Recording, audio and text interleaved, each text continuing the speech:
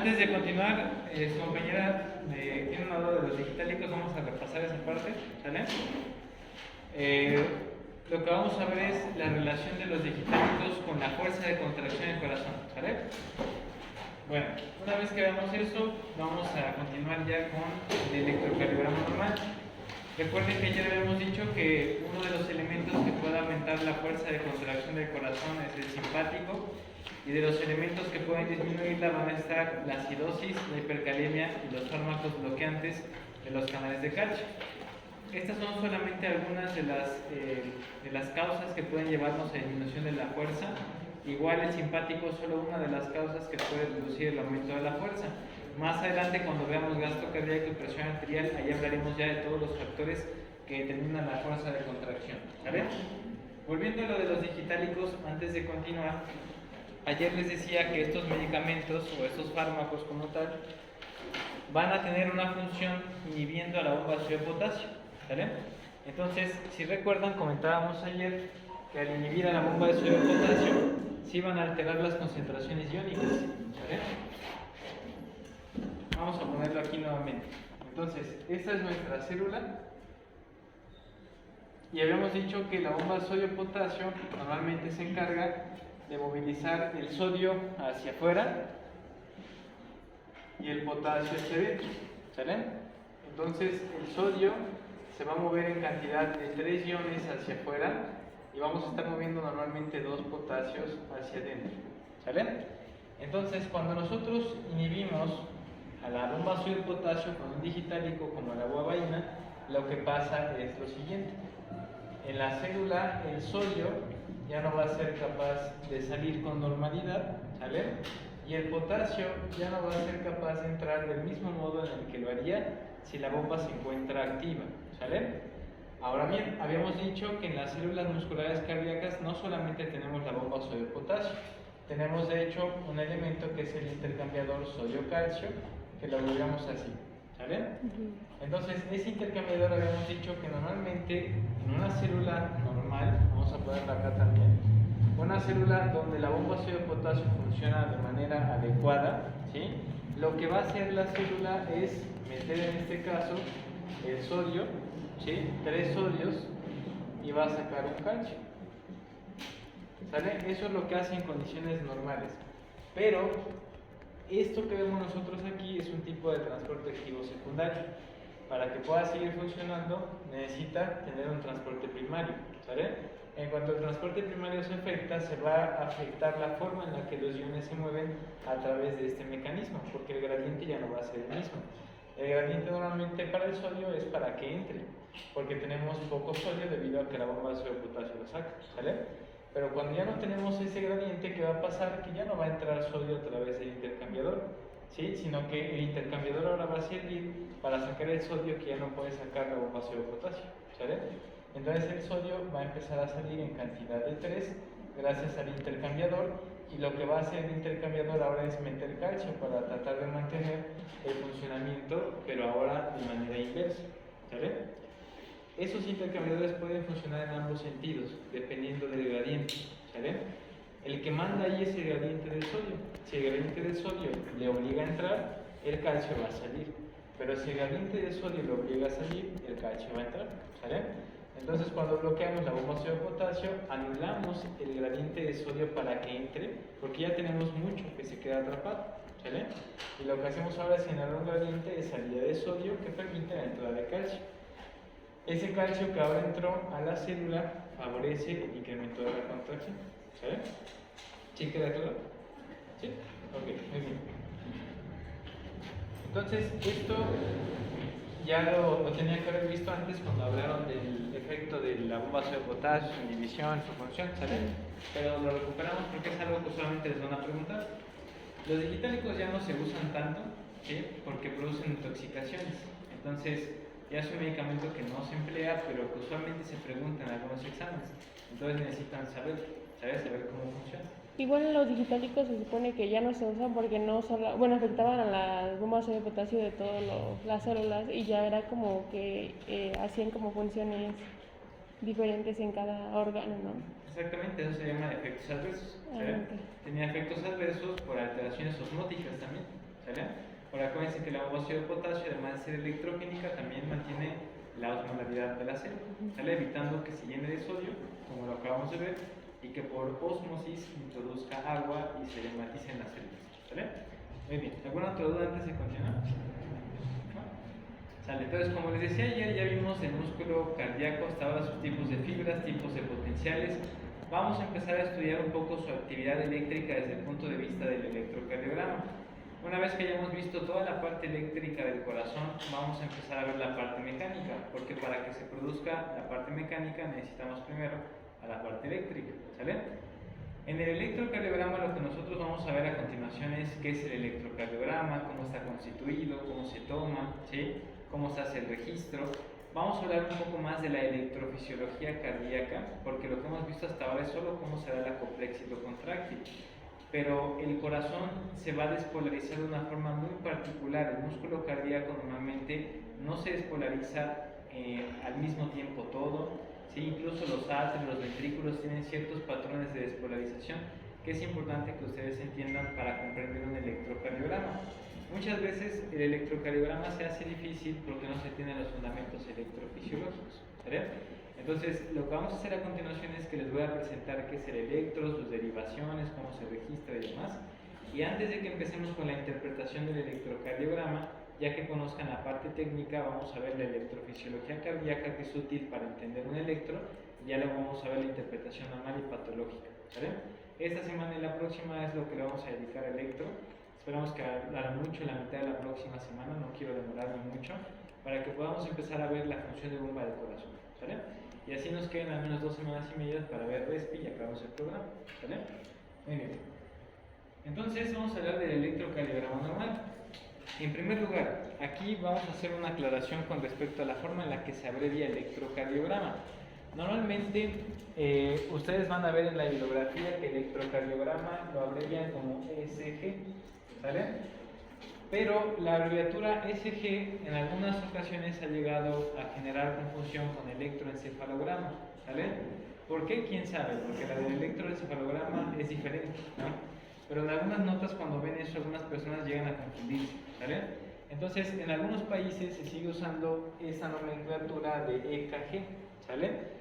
Es una nomenclatura que viene del alemán y es mucho más fidedigna porque nos ayuda a diferenciar mejor este estudio de otros que tienen una nomenclatura semejante, ¿vale?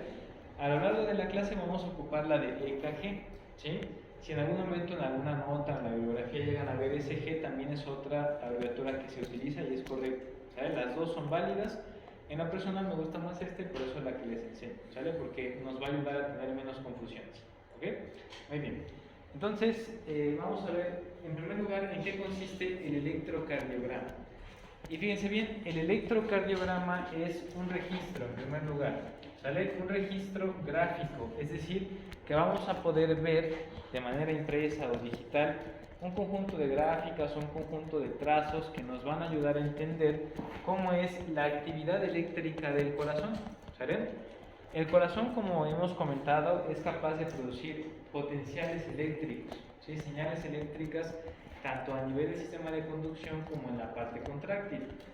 Esas señales eléctricas, como el cuerpo está hecho en un gran porcentaje por agua, recuerden aproximadamente un 60% en el hombre y 55% en la mujer, la carga eléctrica que se produce en el corazón se puede dispersar en el organismo, ¿sale?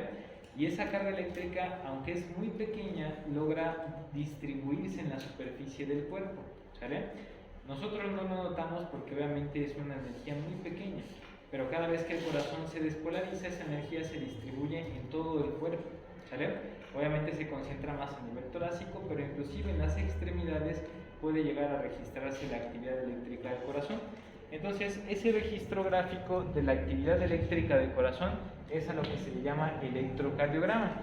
Y la actividad eléctrica del corazón, como les comentaba, se puede registrar en la superficie del cuerpo, debido a que todo nuestro organismo pues, es un medio conductor eficaz porque está hecho en gran porcentaje de agua, ¿sale? Ahora bien, cuando nosotros vemos un electrocardiograma, tenemos aquí esta representación. Aquí está el aparato que veremos en un momento, se encarga de registrar la actividad eléctrica que se llama electrocardiógrafo. Ese electrocardiógrafo, a través de un conjunto de electrodos que también comentaremos más adelante, se encarga de registrar esa actividad eléctrica que el corazón genera cada vez que se despolariza y que se distribuye en la superficie del organismo, ¿sale? Más adelante vamos a ver que como la energía es muy pequeña, el electrocardiógrafo se encarga de amplificar esa energía una vez que la registra, ¿sale? Porque de otro modo pues no podríamos evidenciarla adecuadamente para una interpretación clínica, ¿ok? Entonces, hasta este punto ya vimos que el electro es un registro gráfico de la actividad eléctrica del corazón que se distribuye en la superficie del cuerpo, ¿sale? Ahora bien, en el electrocardiograma vamos a ver que, como les comentaba, para poder obtener ese registro necesitamos un aparato. Ese aparato que vamos a emplear se llama electrocardiógrafo. Hoy en día los electrocardiógrafos ya son modernos, ya no son como antes que eran carritos enormes que llevaban ahí arrastrando en el hospital. Ahora los electrocardiógrafos son compactos y son sumamente bien diseñados, ¿sale? De tal manera que se hace muy fácil su uso.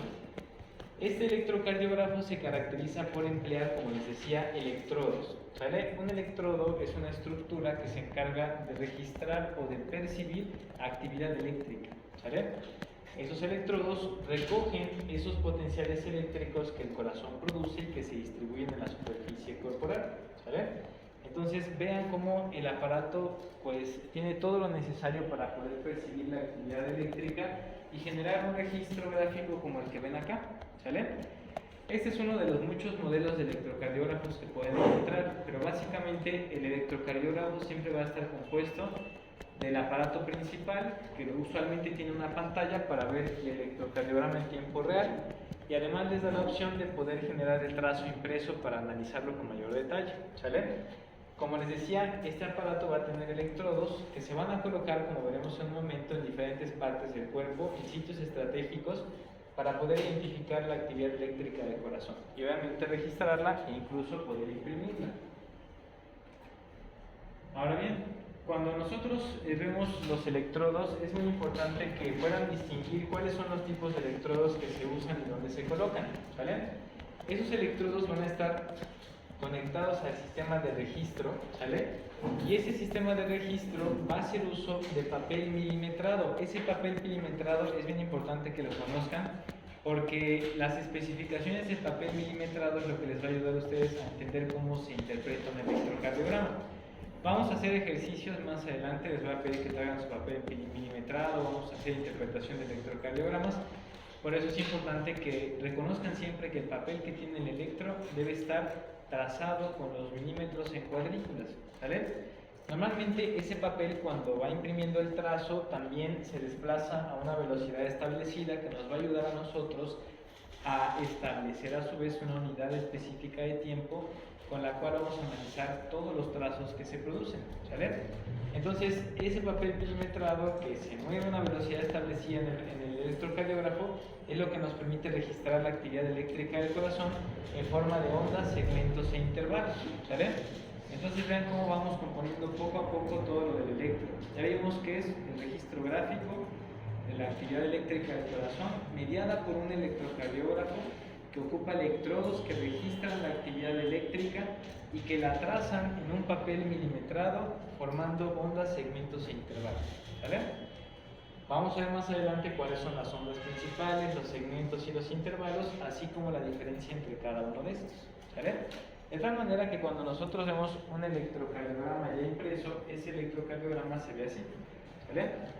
Obviamente ustedes en este momento dirán, pues quién sabe qué dicen, ¿no?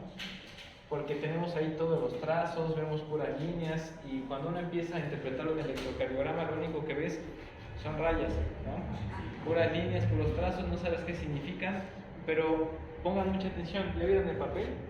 ¿Ya vieron los cuadritos? Está perfectamente bien milimetrado, porque como veremos en un momento, esa característica nos va a ayudar a nosotros a definir la duración de las ondas, su voltaje, ¿sale? Si son normales o no. Observen aquí, las ondas son estas deflexiones que vamos a tener, ¿sale? Que normalmente son positivas o son negativas.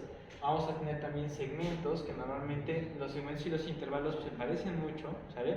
Pero el segmento se caracteriza solamente por ser una línea isoeléctrica, ¿sale? Mientras que el intervalo abarca un segmento más una o más ondas, ¿sale? Pues más adelante vamos a ir viendo cómo se llama cada una de estas ondas que están viendo, cómo se llaman los segmentos, los intervalos, cuánto deben durar, qué voltaje tienen, ¿sale? Porque eso les va a ayudar a saber si son normales o si se presenta alguna alteración, ¿sale? Entonces, a lo que quiero llegar con ustedes a lo largo de estas clases que vienen es a que sean capaces de hacer una interpretación de un electrocardiograma normal, y de algunas patologías quiero que identifiquen los datos específicos que les van a permitir saber que su paciente las tiene, ¿sale? No pretendo que sean electrocardiografistas en una semana y media, pero sí me gustaría mucho que pudieran esforzarse para que al menos si les dan un electro no tengan miedo de echarle un vistazo, ¿no? Porque en el hospital siempre, a ver, ¿tú qué ves en el electro? Tú llegas así como, pues, puras rayas, ¿no? Entonces, lo más que les van a llegar a pedir es que puedan sacar la frecuencia cardíaca ocupando el electro, el eje eléctrico, el ritmo que tiene, la descarga del corazón, ¿sale? Algunas patologías comunes como algunos bloqueos, que sepan identificar un infarto, una lesión, isquemia, etc., ¿sale? Entonces nos vamos a enfocar a lo que como médicos generales necesitan identificar básicamente. Espero que cuando lleven cardiología vuelvan a ver el electrocardiograma. Si no lo ven, al menos ya tienen una base desde ahora para poder estudiarlo por su cuenta y entenderlo mejor, ¿sale? Muy bien, ¿hasta aquí tienen alguna duda? Bueno, lo que vamos a ver ahora es justamente cómo es que el papel nos va a servir, ese papel milimetrado, para saber la duración y la amplitud que tienen los diferentes trazos, ¿sale? Como les decía, estas ondas, segmentos e intervalos que se muestran en el papel milimetrado tienen ciertas características. Esas características son estas dos, las más importantes, y fíjense a lo que quieren darnos a entender. La duración de los trazos habla del tiempo, obviamente, ¿vale? Y en el caso de la amplitud hablamos del voltaje. Recuerden que cuando hablamos de voltaje hacemos una diferencia de potencial o cargas, ¿vale? Es muy importante que tengan en mente eso porque vamos a hablar mucho del voltaje, de las derivaciones del electrocardiograma. Entonces, muy importante que tengan en mente que el voltaje es una diferencia de potencial o carga, ¿vale? Entonces, vamos a ver cómo el papel nos permite establecer la duración y la amplitud o voltaje, ¿sale? Para ello vamos a enfocarnos en esta ilustración. Aquí vamos a ver primero cómo podemos medir la duración de los diferentes trazos en el papel electrocardiográfico, ¿sale? Hay ciertas claves que ustedes deben conocer y estas claves dependen del tamaño de los cuadros que están tomando en cuenta, ¿sale? El papel milimetrado va a tener cuadros pequeños, ¿sale? También va a tener cuadros grandes, ¿sí? Los cuadros pequeños normalmente son de 1 milímetro cuadrado, ¿ok? Entonces, aquí cada uno de los que ustedes ven aquí son los cuadros pequeños, ¿sale? Ahora observen que cuando nosotros tomamos 5 cuadros pequeños por lado, esos 5 cuadros pequeños nos ayudan a delimitar un cuadro grande, ¿sale? En pocas palabras, el cuadro pequeño, ya dijimos, es de 1 milímetro cuadrado, ¿sale?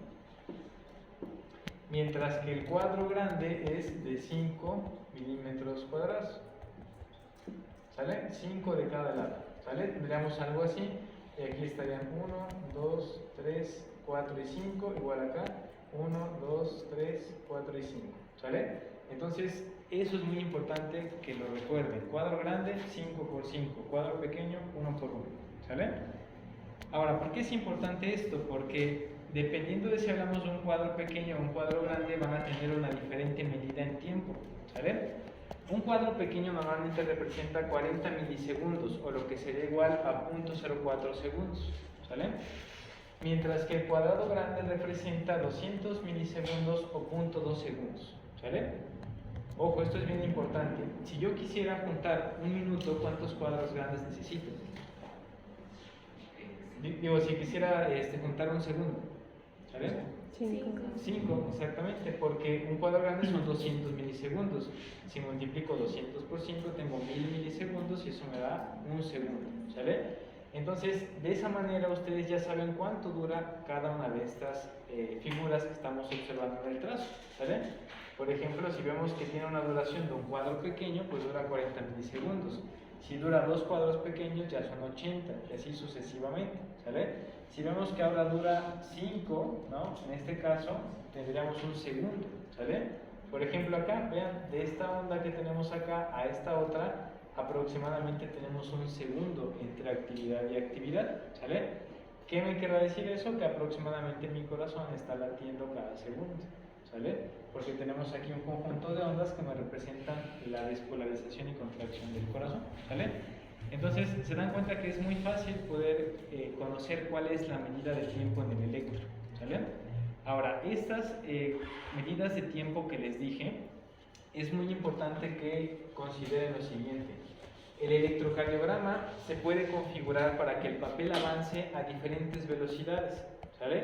Para que ustedes puedan ocupar esta regla de que un cuadrito vale 40 milisegundos, un cuadro grande 200 y 5 cuadros grandes un segundo, el papel del electrocardiograma debe estar configurado para correr a una velocidad estándar de 25 milímetros por segundo, ¿sale?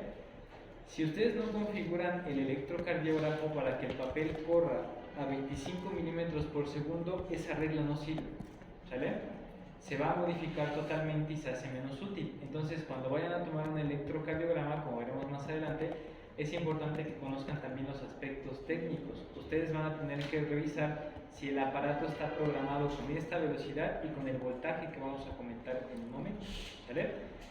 Es bien importante esto porque a veces sacan el electrocardiograma, no se dan cuenta que está desconfigurado y por eso no les cuadra la interpretación, ¿vale?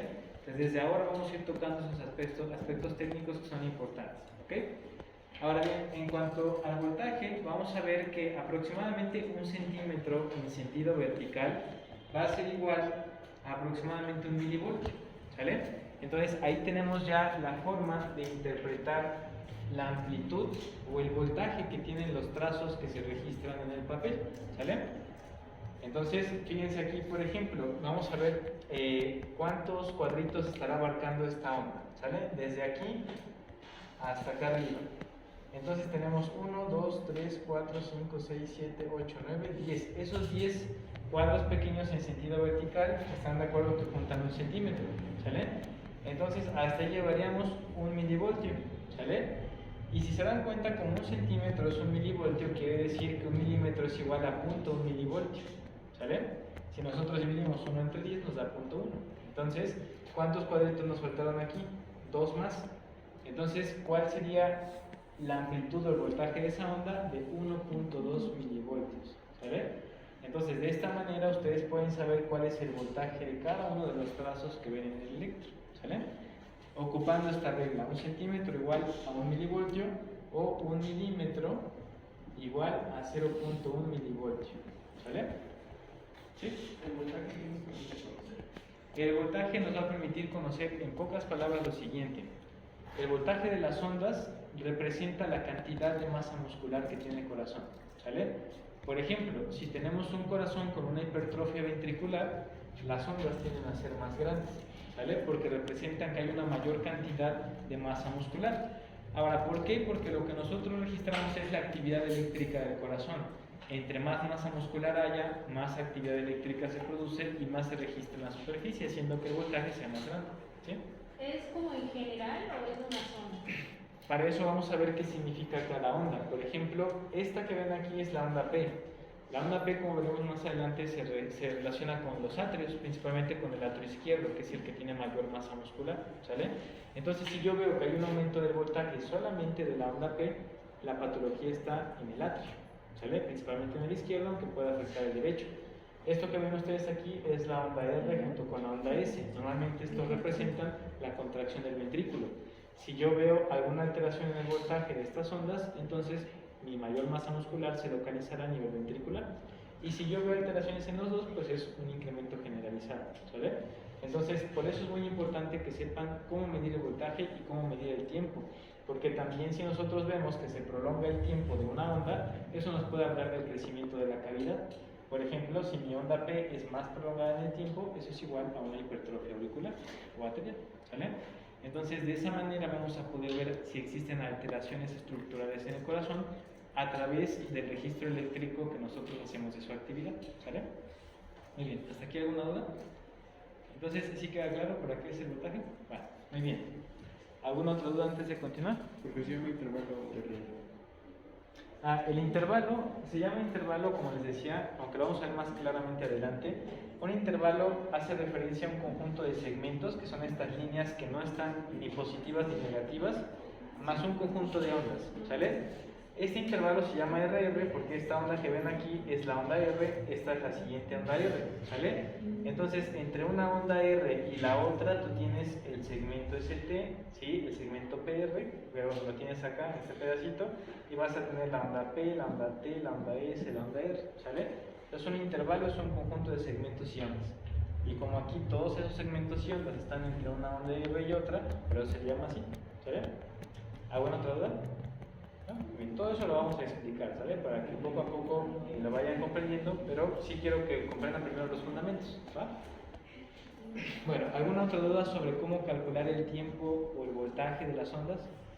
¿No? Recuerden, para que funcione, la velocidad debe ser de 25 milímetros sobre segundo y el voltaje que deben calibrar ustedes también en el aparato es con esta regla.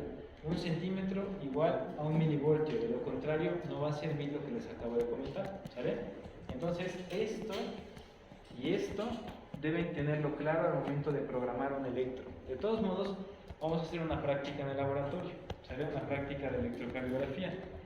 Ahí les voy a enseñar cómo se configura el electrocardiógrafo con esa velocidad y ese voltaje, ¿sí?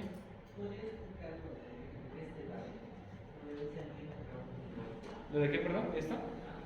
Les decía que 1 centímetro, es decir, en el papel milimetrado, cuando tú tienes 1 centímetro en sentido vertical, ese centímetro equivale a 1 milivoltio, es decir, que si tú tienes una onda que mida 1 centímetro, el voltaje de esa onda es de 1 milivoltio, ¿sale? Y cada cuadrito pequeño es 0.1 milivoltios. Por ejemplo, mira esta onda que tenemos aquí, esta onda pequeñita tiene solamente la medida de casi 2 cuadros pequeños, ¿sale? Vamos a suponer que midiera 2 cuadros pequeños, ¿no? ¿Cuál sería el voltaje de esa onda? De 0.2 0.2 milivoltios, ¿sale? Pero si yo tuviera, por ejemplo, una onda que mide 2 centímetros, ¿de cuánto sería su voltaje? De 2 milivoltios, ¿sale? Entonces a eso se refiere, ¿va? Esta es como la estandarización, así tienes que programar el aparato para que tú sepas que cada vez que lo interpretes tienes esta correspondencia. Se cuenta de la línea de medio, ¿no? A la altura. Exactamente, de la línea, esta línea que tienen ustedes aquí se llama línea isoeléctrica, ¿sale? Todo lo que está hacia arriba de la línea isoeléctrica tiene un voltaje positivo y todo lo que está hacia abajo un voltaje negativo, ¿sale? Por eso siempre se toma de ahí hacia arriba o hacia abajo, ¿sale? O sea que en general el eje Y se mediría en voltios y el eje X En milisegundos, ¿sale? Exactamente, es otra forma de verlo también. Si lo ven como un plano cartesiano, el eje de las Y representa el voltaje, ¿sale? Y el voltaje estaría dado en milivoltios, porque como la actividad eléctrica es pequeña la que se registra, pues no es tan grande la medida, ¿sale? Y en el eje de las X tendríamos entonces al tiempo, ¿sí? Y el tiempo estaría expresado, como pueden ver aquí, en milisegundos, porque los eventos temporales del corazón son muy rápidos. Entonces, los segundos no son una buena unidad de medida, sino más bien los milisegundos, ¿sale? ¿Alguna otra duda? ¿No? Sale, entonces ya vimos estos primeros fundamentos. Entonces, a manera de integración, ya vimos qué es el electro, qué es lo que registra, cómo es el papel, cómo mido el voltaje y la duración de las ondas en el papel. Lo que vamos a ver a continuación tiene que ver con justamente la localización de los electrodos que les había comentado, ¿sale? Para registrar la actividad eléctrica del corazón, los electrodos que van a registrar justamente esa actividad eléctrica no se ponen en cualquier lugar del cuerpo, ¿sale? Hay localizaciones que ya están preestablecidas que nos van a permitir conseguir buenos trazos electrocardiográficos, ¿sale? Y sobre todo, esas localizaciones preestablecidas nos permiten estandarizar los registros electrocardiográficos, para que no importando que tomen un electro aquí o en otro país, los resultados sean los mismos y se puedan analizar, ¿sale? Es una forma de estandarizar a nivel mundial la interpretación y el registro de un electrocardiograma, ¿sale? De hecho, en cualquier hospital que ustedes vayan, sea aquí en México o en otro país, las medidas estándares siempre son la velocidad que les dije, 25 milímetros por segundo para que corra el papel, 1 milivoltio igual a 1 centímetro, ¿sale? Y la colocación de los electrodos siempre es la misma en cualquier lugar, ¿sale? Si no se hiciera así, pues habría mucha discrepancia al momento de interpretar un electrocardiograma en una región u otra, ¿sale? Entonces, muy importante que pongan atención en dónde son los sitios donde colocaremos cada uno de los electrodos y cuántos electrodos son, ¿vale? Muy bien, los primeros electrodos que vamos a ver tienen la colocación que vemos aquí en la imagen. Fíjense bien, vamos a colocar 4 electrodos. Un electrodo va a ir en la muñeca del lado izquierdo, otro electrodo va a ir en la muñeca del lado derecho, uno más en el tobillo derecho y otro en el tobillo izquierdo, ¿sale? Por ahora solo les voy a decir dónde va el electrodo. Más adelante vamos a ver que ese electrodo nos sirve para generar derivaciones eléctricas, ¿sale? Pero por ahora hagan de cuenta que les piden que hagan un electrocardiograma. Necesitan saber dónde le van a poner los electrodos a su paciente, ¿sale? Estos electrodos que van en muñecas y tobillos, ustedes los van a identificar en un electrocardiógrafo porque parecen tenazas, ¿sale? Son como pinzas que abren y cierran para ajustarse a la muñeca y a los tobillos, ¿sale? Normalmente estas pinzas son algo así y traen una marca que dice RA o que dice LA, LL, RL, ¿sale? Esas marcas ya vienen aquí justamente impresas o marcadas en cada uno de los electrodos para que puedan identificarlos, ¿vale? Cuando estemos en el laboratorio se van a dar cuenta que es bien fácil, van a ver las tenazas de colores, que de hecho también vienen de diferentes colores, con las letras que ven ahí, ¿sale? Ahora, ¿qué significa cada letra? LA significa left arm, ¿sale? O brazo izquierdo, entonces right arm, right leg and left leg, ¿sale? Entonces son las siglas en inglés para mano derecha, izquierda, pie derecho, izquierdo, ¿sale? Ahora bien, de esos 3 electrodos, los que van a registrar actividad eléctrica del corazón son el de la mano, el brazo izquierdo, el derecho y el pie izquierdo. El del derecho no es como tal un electrodo, es una colocación para hacer tierra, ¿vale? Para desviar hacia tierra la corriente que se registra en el paciente. Recuerden que en todo circuito eléctrico es importante que haya una derivación a tierra, ¿sí? Porque eso nos permite tener un papel como de aislante para evitar que la energía se disperse, ¿vale? Entonces recuerden, los 3 que sí nos van a servir como electrodos para registro eléctrico son las muñecas y solamente el tobillo izquierdo, ¿vale? ¿Alguna duda con esta primera colocación de los electrodos? ¿No? Sí, los que van en muñecas y en tobillo izquierdo, eso sí registran actividad eléctrica. El que va en el tobillo derecho solamente es para hacer tierra, ¿sale? Muy bien, ¿alguna otra duda? ¿No? Sale, entonces esos son los electrodos que van en las extremidades, ¿sale? Ahora bien, tenemos otros electrodos que se colocan a nivel del tórax, ¿sale? Estos electrodos también se llaman electrodos precordiales, ¿sale? Porque se colocan en el precordio y se le llama así precordio de la región que se encuentra a nivel de la pared torácica por delante del corazón, ¿sale? Entonces vamos a ver cuál es la posición que tiene cada uno de los electrodos que se colocan en el precordio. Recuerdan que los que van en las extremidades son 3 más el de tierra, ¿sale? Aquí a nivel del precordio vamos a tener 6 electrodos que se deben colocar, ¿sale? Cada uno tiene una posición estándar de referencia que deben conocer, ¿sí? Cuando hagamos la práctica del electrocardiograma les voy a pedir que coloquen los electrodos en el voluntario que tengamos ese día, ¿vale?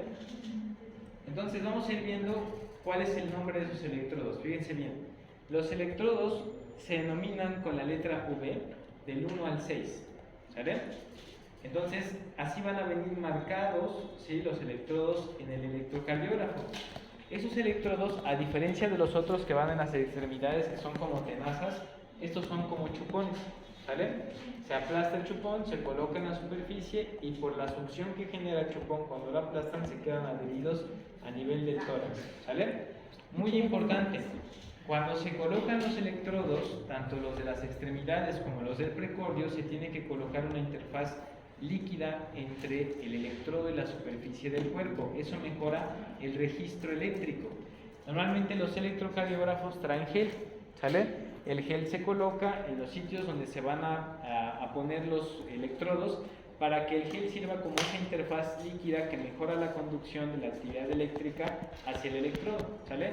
Entonces no se les vaya a olvidar siempre colocar el gel en las láminas de metal que traen los electrodos de las extremidades o en los círculos que traen los chupones a nivel precordial, porque si no ponen el gel la conducción no es muy buena y el electrocardiograma les va a hacer artefactos. Es decir, que van a haber trazos extraños que representan ruido eléctrico que se mete a la señal. ¿Sale? Muy bien. Entonces vamos a ver la localización de cada uno de los electrodos precordiales. El primer electrodo precordial lo vamos a colocar en el siguiente punto. Vamos a buscar, en primer lugar, la línea paraesternal derecha. La línea paraesternal pues se encuentra justo al lado del esternón del lado derecho. ¿Sale? O podríamos también ubicar el borde derecho del esternón para más facilidad. ¿Sale? Ahora bien, ¿en qué parte de la línea paraesternal derecha lo vamos a colocar? Lo vamos a poner en el cuarto espacio intercostal. ¿Sale? Aquí estamos viendo la representación. Observen bien, tenemos aquí la línea paraesternal y justamente en el primero, segundo, tercero, cuarto espacio intercostal, ahí tenemos el primer electrodo precordial. ¿Sale? ¿Alguna duda hasta acá? ¿Saben cómo contar espacios intercostales? ¿No? Ahí les va. Esto lo tuvieron que haber visto en anatomía, ¿sale?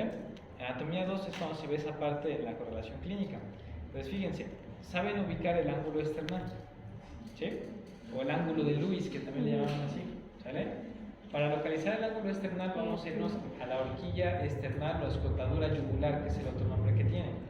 Con un movimiento suave de arriba hacia abajo van a palpar hasta que sientan la elevación del ángulo esternal.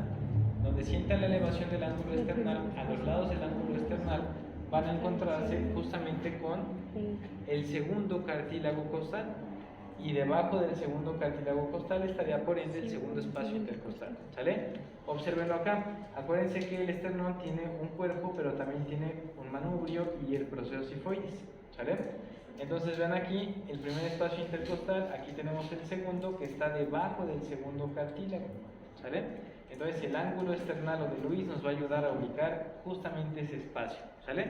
Esa es la forma más común de localizar un espacio intercostal, pero en algunas personas es difícil palpar el ángulo esternal, ¿sí? En algunas más que en otras. Entonces hay otra técnica que no es muy adecuada porque a veces es un poco confusa y depende mucho del tacto, que se basa en palpar debajo de la clavícula. ¿Sale? Cuando ustedes palpan debajo de la clavícula, observen lo que pasa. Aquí está la clavícula, ¿sale? Debajo de la clavícula voy a encontrar al primer cartílago costal, y debajo del primer cartílago costal, en teoría deberíamos palpar el primer espacio intercostal, pero los músculos que se localizan en esa región no permiten palparlo con facilidad, ¿sale? Entonces, anatómicamente ustedes se pueden orientar por la anatomía de superficie. Saben que aquí está la clavícula, debajo estaría el primer cartílago e inmediatamente el hueco que van a sentir debajo sería el primer espacio intercostal, y de ahí pueden empezar a contar el segundo, tercero y demás hacia abajo, ¿sale? Les digo, es un poco más complejo porque el primer espacio se puede llegar a confundir con otras regiones, ¿sale? El más adecuado es con el ángulo esternal, pero si no pueden ubicarlo, pues recuerden, la clavícula, abajo de la clavícula, primer cartílago, y debajo del primer cartílago, el primer espacio intercostal, ¿sale? Muy bien. Eso lo van a practicar de todos modos cuando estemos en el laboratorio para la colocación de los electrodos. Ahí vamos a ver justamente la ubicación de los espacios y todo, para que tengan una experiencia visual, ¿sale? Bueno, entonces ya vimos dónde va el primer electrodo. El segundo electrodo es muy sencillo porque va en la misma posición, pero del lado izquierdo, ¿sale? Si se dan cuenta, también va en la línea paraesternal a nivel del cuarto espacio intercostal, pero este va a nivel del lado izquierdo, ¿ok? Después vamos a ver que hay un pequeño cambio. Lo ideal es que, o lo lógico sería que pusiéramos el tercero, ¿están de acuerdo? Pero antes de poner el tercero nos vamos a ir al cuarto, ¿sale? El cuarto electrodo siempre se pone antes que el tercero, y la razón es la siguiente: el tercero se pone a la mitad de distancia entre el segundo y el cuarto. Entonces, para saber dónde ponerlo, primero necesito haber colocado el segundo y el cuarto para ponerlo justo a la mitad entre los dos, ¿sale? Entonces, el cuarto electrodo lo voy a poner en la línea medio clavicular. Fíjense, aquí está la clavícula, la línea clavicular media es la que me va a servir como referencia para el cuarto electrodo.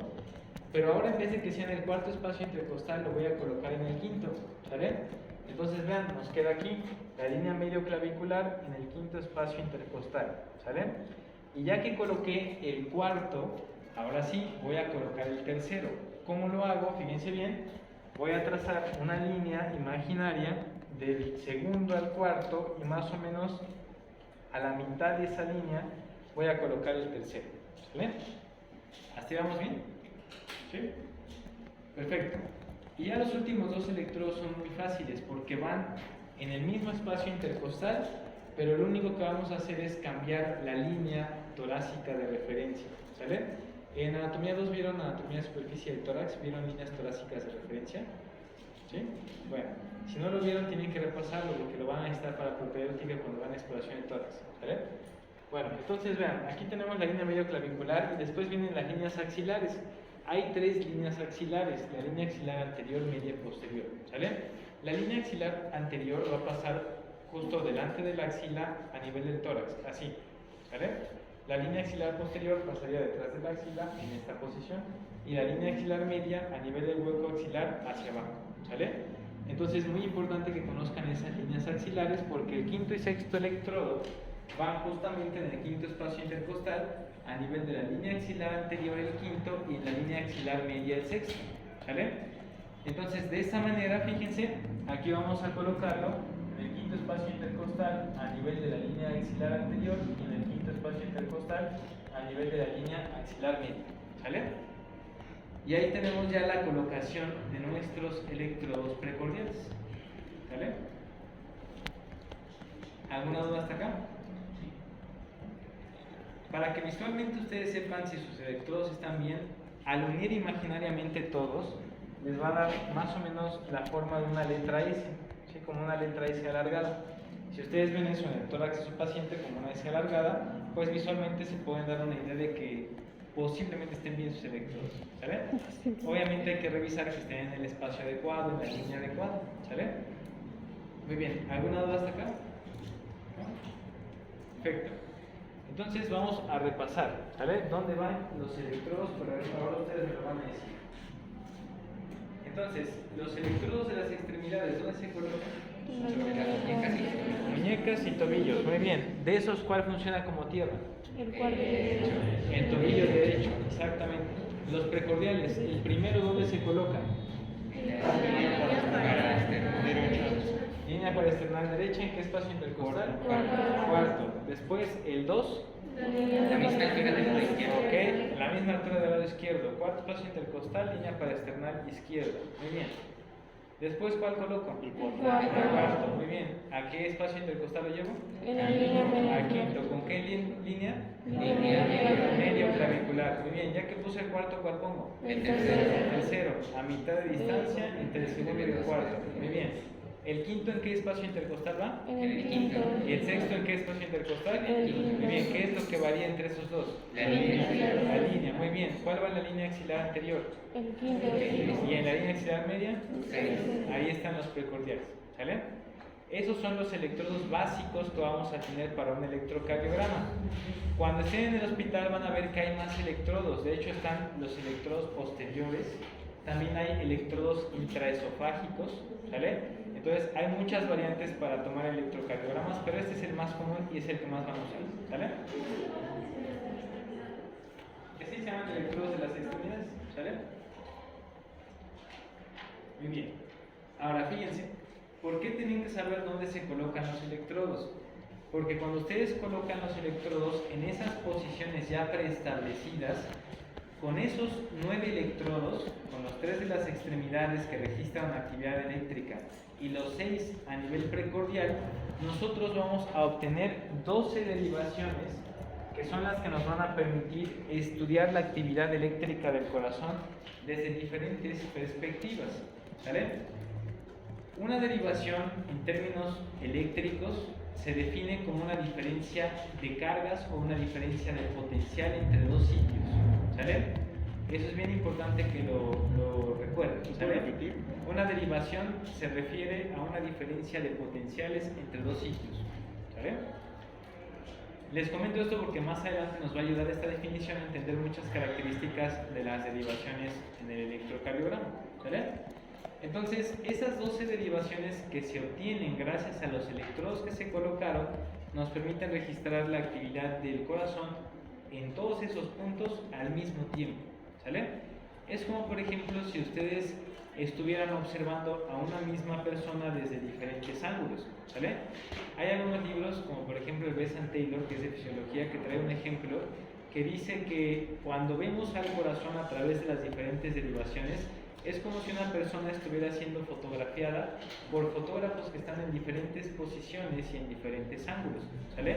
Entonces vamos a ver que todas estas derivaciones nos van a permitir observar entonces al corazón en dos planos, ¿sale? En el plano frontal y en el plano horizontal, ¿sale? Con base en esto vamos a ver entonces cuáles son esas 12 derivaciones y con eso terminamos hoy, ¿sale? Estas son las 12 derivaciones que vamos a encontrar cuando nosotros colocamos los electrodos que les comenté hace un momento, ¿sale? Las derivaciones del electrocardiograma se conocen como derivaciones estándar porque se obtienen con la colocación estándar de los electrodos que acabamos de ver, ¿sale?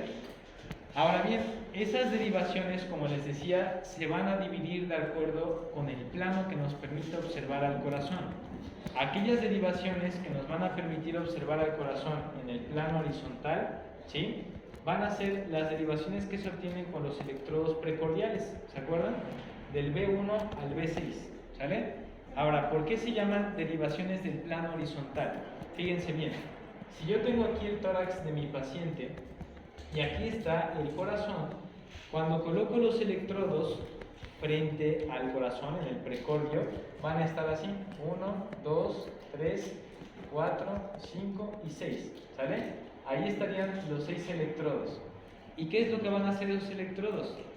Primero, ¿qué tipo de corte tenemos aquí? ¿Sobre qué plano tenemos el corte del cuerpo? Sobre el plano horizontal, ¿sale?